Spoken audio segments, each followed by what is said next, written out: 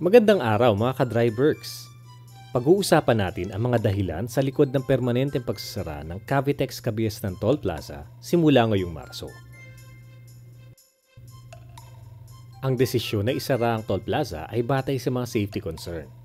Ang pag-merge ng Cavitex Cabiyestan Toll Plaza Entry at ang off-ramp ng Cavitex C5 Link Expressway papuntang Maynila ay nagdudulot ng panganib dahil sa disenyo nito.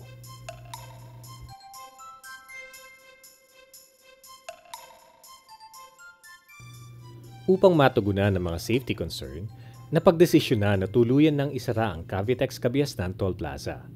Ito ay magbibigay daan sa tamang pagdisenyo ng kalsada at sa pag-aayos ng pag-merge ng mga sasakyan sa entrance ng Cavitex C5 Link off-ramp hanggang sa mismong expressway.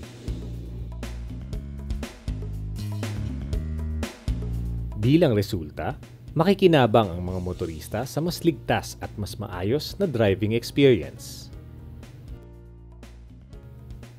Para sa mga motoristang apektado ng pagsasara ng Cabiyestan Toll Plaza, ang Cavitex C5 Link Expressway ay may access na sa Dr. A. Santos Avenue. Ang entrance ng Cavitex C5 Link ay matatagpuan sa Cabiyestan Intersection. May stoplight dito at ang palatandaan na isang branch ng China Bank.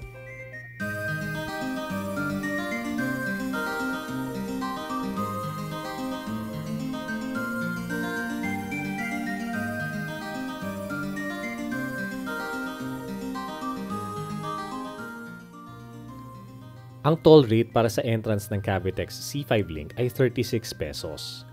May kamahalan kumpara sa Cabiyestan Toll Plaza, ngunit mas ligtas at mas matiwasay ang biyahe.